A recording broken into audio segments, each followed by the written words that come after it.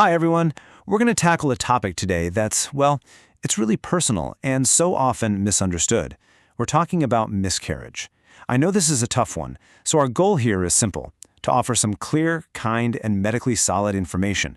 The hope is to replace that silence and stigma with real knowledge and, most importantly, compassion. Okay, let's just jump right in with the most important number you need to know: 1 in 4. Think about that. 1 in every 4 recognized pregnancies ends in miscarriage. And if you look at the whole world, that's something like 23 million pregnancies every single year. So if this has been your story, I really want you to hear this. You are so far from being alone. And that brings us to maybe the single most important message of this whole explainer. It comes from Dr. Laura Shaheen, and she puts it perfectly. Miscarriage is no one's fault. I just don't want people to carry around this guilt, this worry, this shame. Gosh, that just says it all, right? That guilt, that shame, it's such a heavy, unnecessary weight. Our hope is that by understanding the science, we can help lift at least some of that. So, to make sense of all this, we've laid out a clear roadmap for our chat today. We'll start by talking about just how common this painful experience is. Then, we'll get into what a miscarriage actually is from a medical standpoint. We'll look at the many different types of loss, touch on a couple of related complications, talk through the options for management, and then we'll wrap up by focusing on knowledge, compassion, and healing. All right, first up, let's really let this sink in. This is a common, though incredibly painful, human experience. Seeing this number again, 23 million pregnancies a year, globally, it really puts things into perspective, doesn't it? This happens in every country, to people from every possible background, and the silence that surrounds it can make you feel so isolated. But the reality is that this is a shared experience of loss for literally millions of people. Okay, now let's shift gears a little and get into the medical side of things, understanding what's actually happening in the body. And trust me, knowing these clinical terms isn't about being a doctor. It's about feeling empowered and being able to make sense of your own healthcare.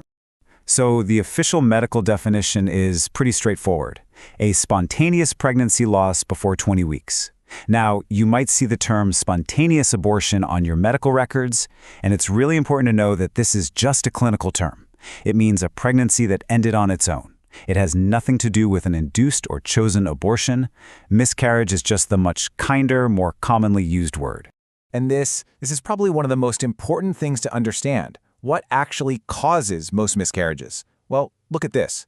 Over half, more than 50%, are caused by random chromosomal issues in the embryo. It's basically a chance event, almost like a typo in a super complex line of code that happens right at fertilization. It is completely 100% beyond anyone's control.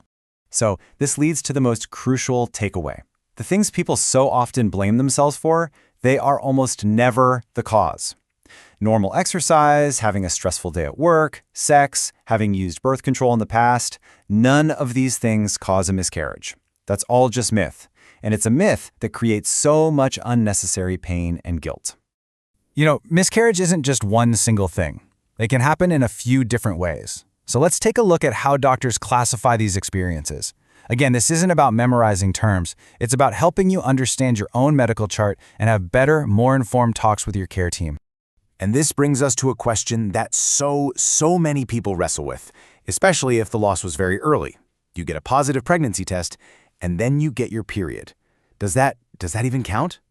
The answer is an absolute, unequivocal yes. Yes, it counts. They all count.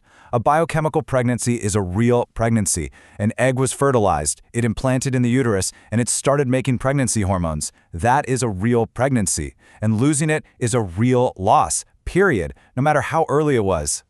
This table here does a really great job of showing how doctors use physical signs to figure out what's going on. For example, with a threatened miscarriage, there's bleeding, but the cervix is still closed, and the pregnancy might actually be okay. But with an inevitable miscarriage, the cervix has started to open, and unfortunately, the loss is certain. Then you have incomplete, where some tissue is passed but some remains, and complete, where everything is passed and the cervix is closed again. And there are a few other important classifications to know. A missed miscarriage, sometimes called a silent one, is where the embryo has stopped growing, but the body hasn't shown any signs yet, like bleeding. Recurrent miscarriage is a specific diagnosis someone gets after 2 or more losses, and that usually kicks off a deeper investigation. And finally, a septic miscarriage. This one is rare, but it's a very serious infection in the uterus that needs immediate medical help. Okay, now it's really important to talk about two other kinds of pregnancy loss that are related to miscarriage, but are actually distinct complications. First is a molar pregnancy. This is when there's an abnormal growth of placental tissue instead of a viable embryo.